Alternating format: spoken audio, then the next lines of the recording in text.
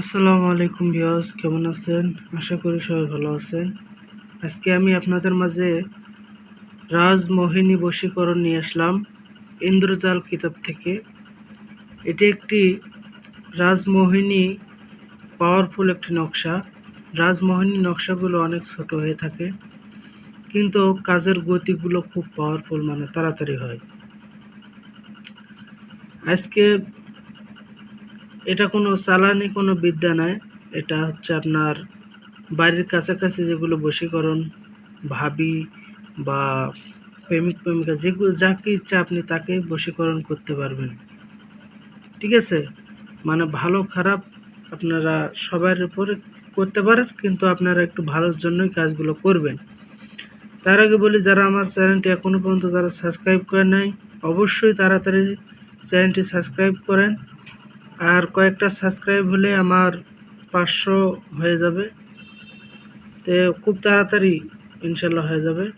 তো আমি 500 হয়ে গেলে আমি অনেক পাওয়ারফুল বশীকরণগুলো দেব, যেগুলো বড় ধরনের চালানি বিদ্যা।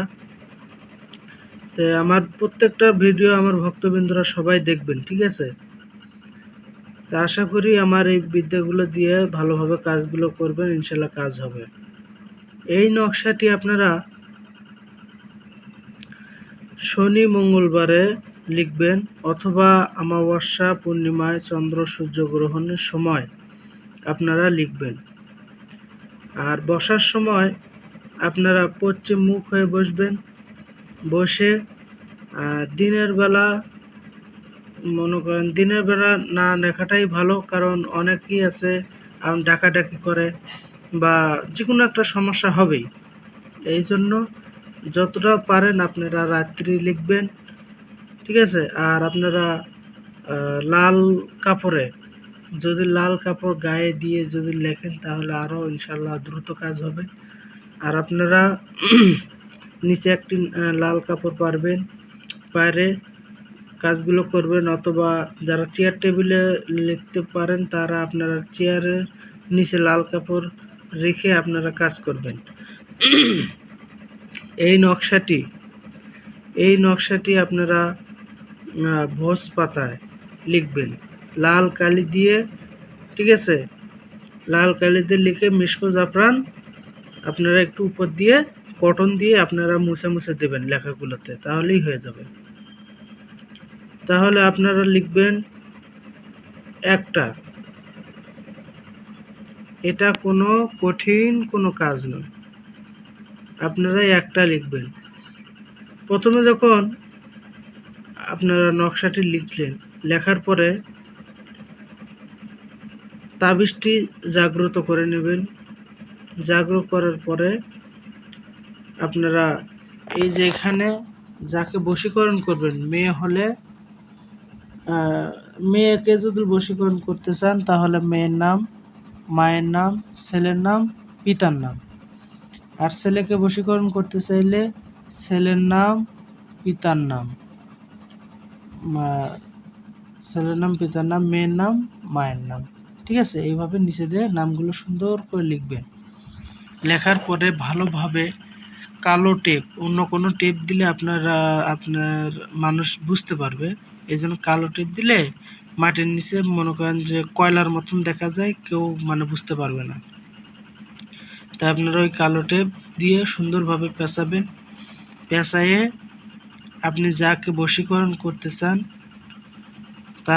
তার বাড়িতে রাত্রি যাবেন, যায়া একটা টেস্টার হোক বা বড় মাতুল হোক বা খন্তা হোক, ঠিক আছে? এইভাবে মাটিটা এইরকম করবেন, করে তাবিজটা একবারে ঠায়া বসে দিয়ে, যদি চিকন হয় তাহলে এরকম তাবিজটা ডাবা দিবেন যেন তাবিজটা ভিতরে যায়।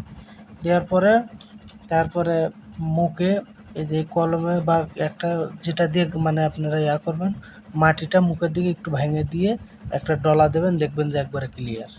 ঠিক আছে, আগে বাড়িতে আপনারা প্র্যাকটিস করবেন, তাহলে রাত্রি যেন তাবিজ পড়তে যেন সুবিধা হয়। আর যারা নতুন আছেন তারা কিন্তু অবশ্যই হাত কাঁপবে, ভয় করবে, আপনারা বাড়িতে আগে ট্রেনিং দিয়ে তারপরে আপনারা কাজগুলো করবেন, ইনশাল্লাহ সবারই কাজ হবে। আর বিয়স তারপরে যখন কাজ করলেন ওই মেয়েটার, ঠিক আছে, সব সময় আপনার কথা চিন্তা ভাবনা করবে। আর যত ভালো হয় এই তাবিজটা আরেকটা লিখলেন, লিখে ধুয়ে খাওয়াইলেন, ঠিক আছে। মানে যে কাজই করে না কেন খাওয়ানে বিদ্যার কাজ হচ্ছে আলাদা।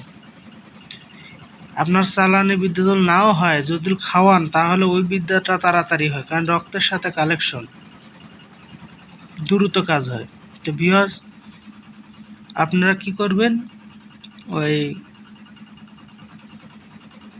এইরকম একটা নকশা লিখে আপনারা খাওয়াই দিবেন, পানির সাথে হোক, মানে কলের ভিতর দিয়ে খাওয়াই দিবেন।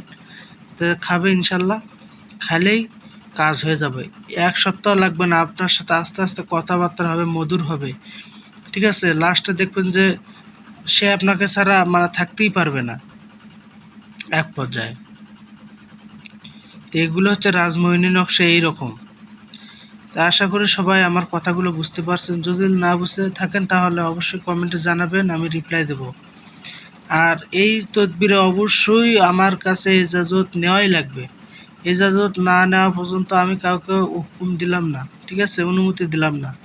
ইজাজত নিয়ে তারপরে কাজ করবেন।